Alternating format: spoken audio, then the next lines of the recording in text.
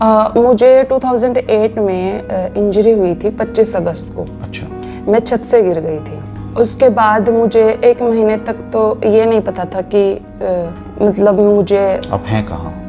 नहीं, मुझे ये पता था कि मैं कहाँ हूँ, लेकिन मुझे ये नहीं पता था कि मुझे पैरालिसिस हो गया। 1.5 महीना मैं एक ही रूम में रहना मेडिकल के अंदर। उसके बाद जब मैं घर पे गई तब मैंने चीज़ें देखना स्टार्ट की, क्योंकि उस टाइम पे मैं हॉस्पिटल में थी कि आपको मेडिसिन्स दी जा रही हैं या भाई आपके फैमिली मेम्बर्स आपके साथ हैं जो वो आपको करवट दिला रहे हैं। मैं करवट भी नहीं ले पाती थी क्योंकि डॉक्टर ने बोला था कि स्पाइन का ऑपरेशन हुआ तो एक बंदा उसको करवट नहीं दे सकता, 2 लोगों को मिलकर ही करवट देनी पड़ेगी। वो 1.5 महीना जैसे भी निकल गया मेडिसिन्स में और इन चीज़ों में, पता नहीं चला 1.5 महीने का। उसके बाद जब घर पे हम लोग गए, वही चीज़ें डेली रूटीन में जब आने लगी तब मेरे को ये एहसास होने लगा कि ये लाइफ डिफरेंट है। ये बोल सकते हो आप कि उस टाइम तक तो एक मैं बेहोशी वाली हालत में ही थी 1.5 महीने। शायद उसी मेरी जो ये धारणा थी कि मुझे सारी चीज़ें खुद करनी है, शायद मेरे को लगता है कि उसी वजह से मैंने ये सारी चीज़ें की हैं जी।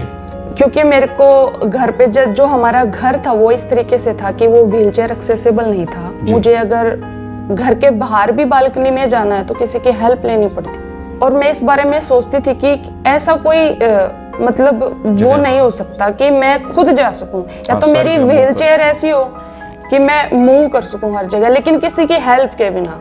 अप्रैल के अंदर मैंने चाइना वाला कंपटीशन खेला क्योंकि मेरी परफॉर्मेंस जो थी वो नेशनल लेवल के जो एथलीट्स थे उनको बीट कर रही थी उस टाइम पे। हाँ, 4 महीने के अंदर ही। उसके बाद मुझे PCI की तरफ से चाइना के लिए भेजा गया। फिर मैंने चाइना के अंदर 3 इवेंट में डिस्कस, जैवलिन और शॉटपुट, तीनों में मैंने पैरा एशियन गेम्स के लिए क्वालिफाई कर दिया। नमस्कार दोस्तों, ज़िंदगी में कई बार मुश्किलें आती हैं और उन मुश्किलों से इंसान अपने अपने तरीके से उभरता है। आज हमारे साथ हैं करमज्योति दलाल जी। ये चिड़ी गांव की रहने वाली हैं और पैरा ओलंपिक गेम्स में भारत की एक बड़ी उम्मीद डिस्कस थ्रो में है। इनकी जो कहानी है वो हम सब के जीवन को मोटिवेट करने वाली है।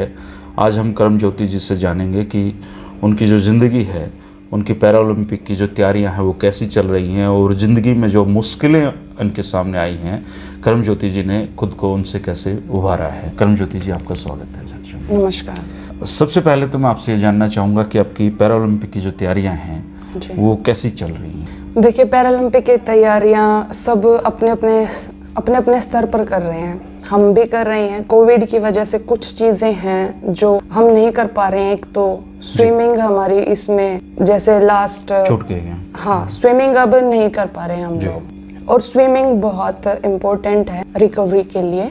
अगर आप एक एथलीट हो तो आपको सिर्फ ये नहीं है कि आपको सिर्फ थ्रो की ट्रेनिंग करनी है, आपको जिम सेशंस भी करने होंगे, स्विमिंग भी करनी होगी, कुछ और एक्टिविटीज़ हैं, फिजिकल एक्टिविटीज़ हैं वो भी आपको करनी होंगी, मेडिसिन बॉल्स करनी होंगी।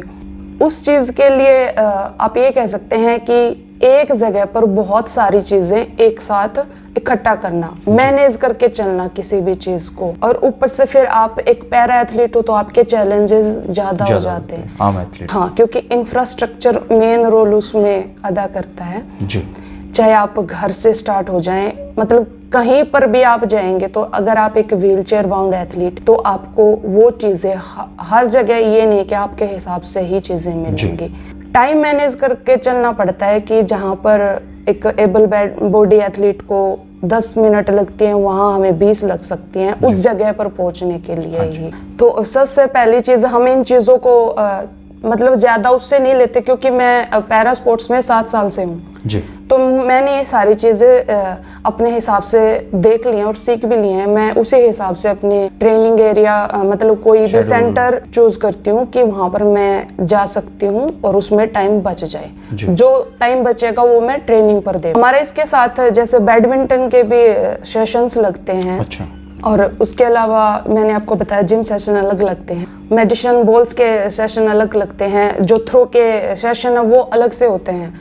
लेकिन यह है कि आपको अगर एक एक्स्ट्रा ऑर्डिनरी चीज़ें करनी है, जैसे पैरालंपिक का जो लेवल है उस पे अगर आपको चीज़ें करनी है तो आपको अपने बॉडी के जो पार्ट आपके वर्क करते हैं एज ए पैरा एथलीट, जैसे मुझे लोअर लिम्ब डिसेबिलिटी है, मेरा सिर्फ अपर पार्ट ही वर्क करता है, तो मुझे अपने सारे जो पार्ट्स हैं उन पे वर्क करना पड़ेगा, चाहे वो कंडीशनिंग हो चाहे वो स्ट्रेंथनिंग हो, और उस चीज पर हम वर्क कर रहे हैं। और इसके अलावा जो हमारी कमजोरियां रही हैं पिछले जो भी कॉम्पिटिशन्स थे उसमें मेरी क्या वीकनेस है, उस पर हम वर्क कर रहे हैं कि उस वीकनेस को स्ट्रेंथ में कैसे हम लोग बदल सकते हैं। जो पैरालंपिक का जो स्कोर है वो आपने अपने कंप्यूटर के भी देखे होंगे जरूर वीडियोज, आपने उनकी जानकारियां भी जुटाई होगी, तो अभी आपका स्कोर क्या है और क्या उम्मीद आपको लग रही है? मैं उस स्कोर के बहुत करीब हूँ, और लेकिन मैं चाहती हूँ कि मैं उस स्कोर को बीट करूँ। अच्छा, मेरे जो अपने खुद के स्कोर को तोड़ना चाहती हैं? खुद के स्कोर को भी, और जो स्कोर है फर्स्ट रैंक, वर्ल्ड रैंक पे जो फर्स्ट रैंक चल रही है हमारे जिस भी एथलीट की, उसको मैं बीट करना मेरा टारगेट है। अच्छा। और उसी हिसाब से मैं अपनी ट्रेनिंग कर रही हूँ। तो मतलब भारत आपसे एक उम्मीद रख सकता है इस बार पैरालंपिक में? बिल्कुल, देखिए मैं अपने लेवल पे अपना पूरा बेस्ट करूंगी। जैसा आपने मुझे बताया कि आप एक जो पैरालंपिक खिलाड़ी, उसके जो व्हील चेयर की ज़िंदगी होती है उसके चैलेंजेस ज़्यादा होते हैं। ये आपने बताया कि आप 7 साल से स्पोर्ट्स कर रही हैं ये वाला जी। तो इससे पहले मतलब आप एक सामान्य ज़िंदगी जी रही थी जी। तो क्या हुआ था वो थोड़ा सा आप बताएंगे उसको? मुझे 2008 में इंजरी हुई थी 25 अगस्त को। अच्छा। मैं छत से गिर गई थी। उसके बाद मुझे 1 महीने तक तो ये नहीं पता था कि मतलब मुझे आप हैं कहाँ?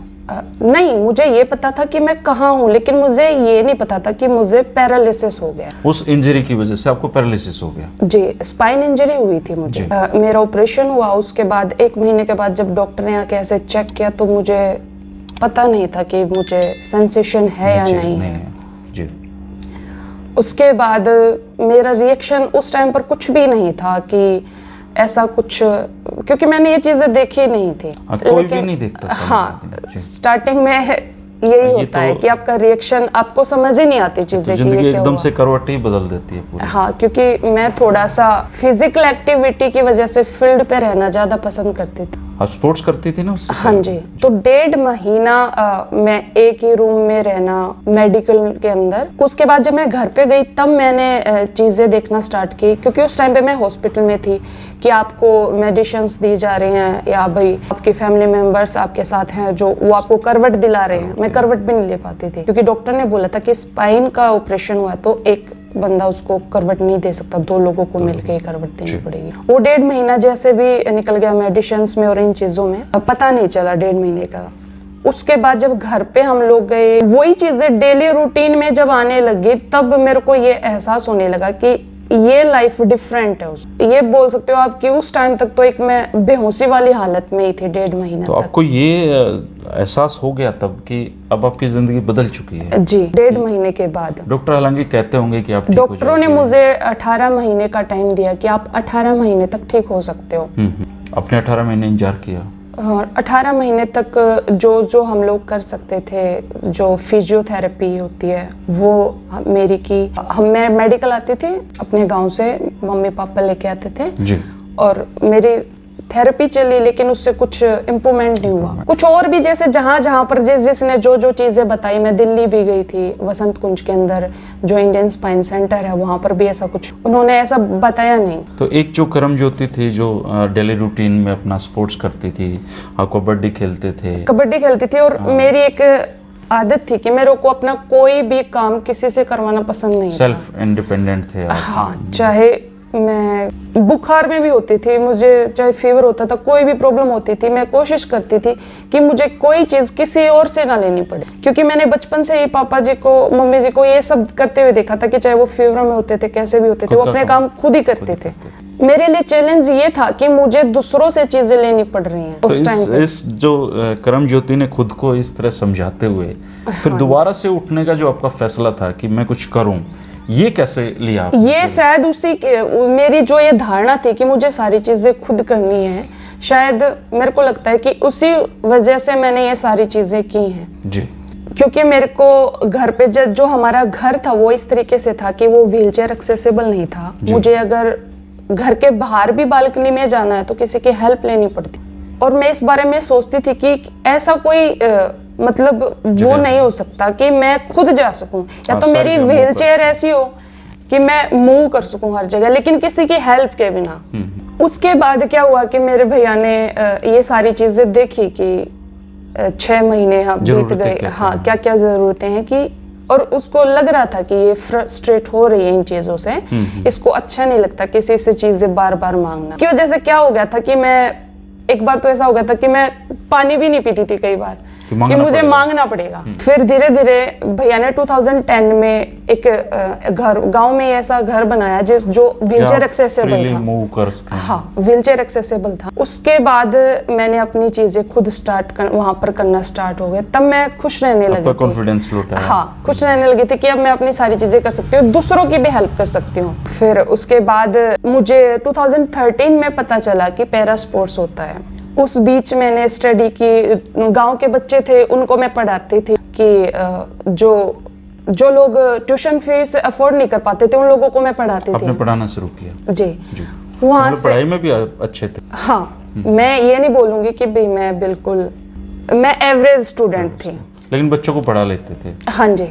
उसके बाद जब मैंने बच्चों को पढ़ाना स्टार्ट किया तो कुछ चीजें ऐसी थी बुक्स के अंदर जो मैंने बचपन में तो पढ़ी थी, लेकिन मेरे को वो उस गहराई से समझ नहीं आती थी जो मुझे इंजरी के बाद वो चीजें समझ आने लगी कि उसका मतलब क्या है उस शब्द का। अच्छा। फिर वो चीजें मैंने करना स्टार्ट की जी। इसके बाद जब वो वहां से हम आ गए ना 2013 में, मेरे भैया लगते हैं हमारे रिलेशन में है वो जी। मेरे दादाजी लगते हैं, उनकी डेथ हुई थी तो वो उनके उसमें आए थे जी। और उन्होंने मुझे देखा कि ये व्हीलचेयर पे लड़की हैं और ये फिजिकली फिट है। एक नॉर्मल पर्सन इतना फिट नहीं होता जितनी ये फिट है, डिसेबिलिटी होने के बावजूद भी। उन्होंने मुझसे पूछा कि आप स्पोर्ट्स करना चाहते हो?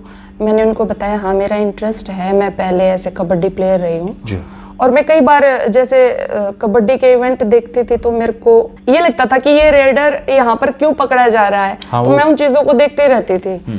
मेरे दिमाग में रहता था कि मैं अपने ही जो मैच थे उनको देखते रहती थी अंदर ही अंदर कि मैंने कहाँ गलती की थी क्या कुछ। फिर उसके बाद उन्होंने मुझे बताया कि पैरा स्पोर्ट्स होता है, तो मैंने उनसे सबसे पहले चीज ये पूछी कि एक स्पाइन इंजरी वाला पर्सन कैसे मतलब इस चीज में वो कर सकता है।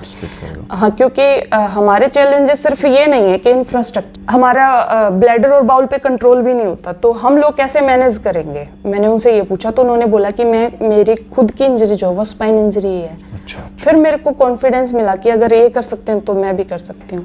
फिर उसके बाद उन्होंने जैसे आज बताया तो कल मैं स्टेडियम के अंदर आ गई थी। अच्छा, अगले दिन पहुंच गए? हाँ, मैं डिसीजन लेने में मैंने इतना टाइम नहीं लगाया कि सोचेंगे करेंगे। मेरे अंकल जी बोले कि हाँ, मैं पहले तो घर में हुआ विचार विमर्श कि व्हीलचेयर पे कैसे जाएगी, क्या करेगी, इसको तो शिफ्ट होना भी नहीं आता व्हीलचेयर से गाड़ी तक। अंकल ने बोला कि मैं सब मैनेज कर लूंगा, आप इस चीज की टेंशन मत लो, लेकिन उसको एक चांस मिलना चाहिए। वो मुझे लेके आते थे सुबह शाम। फिर सर से मैं मिली, मैंने फर्स्ट टाइम डिस्कस उठाई थी क्योंकि इंडिविजुअल गेम मैंने कभी नहीं किया था।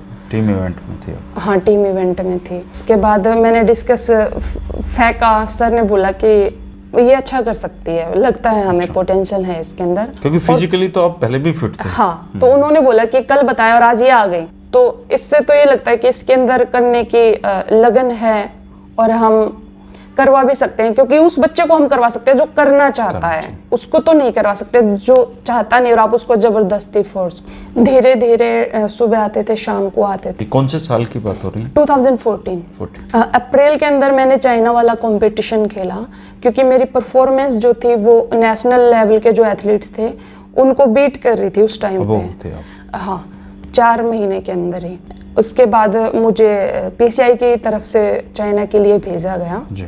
फिर मैंने चाइना के अंदर 3 इवेंट में डिस्कस, जैवलिन और शॉट पुट, तीनों में मैंने पैरा एशियन गेम्स के लिए क्वालिफाई कर दिया। अच्छा, 3 गेम्स में एक साथ? हाँ जी। फिर इससे फैमिली को भी लगा कि भाई अच्छा कर रहे हैं। हाँ, कर रहे हैं लोग, काफी अच्छी ट्रेनिंग कर रहे हैं, अंकल बेटी दोनों मिलकर। क्या अंकल का नाम क्या? अशोक सिंह। फिर हमारे सर को मम्मी बोलती थी कि तुम दोनों पागल हो, मेरे अंकल को मुझे, क्योंकि हम सुबह 3 बजे उठ के चले जाते थे और सर्दियों में भी काफी मुश्किल। हाँ, मतलब धुंध के अंदर। पर आपको एक जुनून था कि बस उठना है। हम लोगों को था कि हमें जाना है, ट्रेनिंग करनी है ये, क्योंकि अपॉर्चुनिटी को मैं मिस नहीं करना चाहती। मतलब एक आप जो बिस्तर पे थे उसके बाद से आपको एक जिंदगी का बिल्कुल नया मोड़ हाँ, आपने मुझे उसको दे वही दिया। चीज कि मैं इंडिपेंडेंट होना है। एक अपना एक कर्म ज्योति की अपनी एक पहचान होनी चाहिए जी, उसका। और मैं वही चीज है कि मुझे किसी और पर डिपेंड नहीं रहना, कि अगर मुझे खुद के, चलो मेरे पैर नहीं है, हाथ तो मिले हैं। आपने मेडलों की पूरी झड़ी ही लगा दी है जी, उसके। वो तो ये है कि देखो फैमिली सपोर्ट था मेरे साथ, और मुझे ये भी नहीं था कि फर्स्ट टाइम में मेरे इससे को, पहले भी कोई ओलंपिक पैरालंपिक मैंने 2016 पैरालंपिक खेला है। खेला है, तो अब ये दूसरा आपका पैरालंपिक। जी, तो अभी जो स्कोर है आपका बीट मतलब लग रहा है उसके हाँ, और अब मेरे पास अनुभव भी है। तो आपकी जो ट्रेनिंग सेशंस हैं वो कितनी देर चलते हैं? काफी पूरा दिन ही व्यस्त रहती होंगे आप लोग तो। ट्रेनिंग सेशंस देखो ऐसा है कि एथलीट्स, कुछ एथलीट्स के स्टेमिना होता है कि वो मॉर्निंग में करे, इवनिंग में करे। मॉर्निंग में 2 घंटे हो गए, इवनिंग में 3 घंटे हो गए। अगर आपको चीजें इससे ऊपर करनी है तो आपको इनको अलग अलग उसमें बांटना होगा। 3 टाइम भी आपको करना पड़ सकता है। हो सकता है आप मॉर्निंग में 2 घंटे करें, आप बीच में 1 घंटा कर सकते हैं, शाम को आप ज्यादा कर सकते हैं अगर आपकी रिकवरी हो जाती है तो। कर्म ज्योति, आपकी जो सिचुएशन थी जी, उससे आपने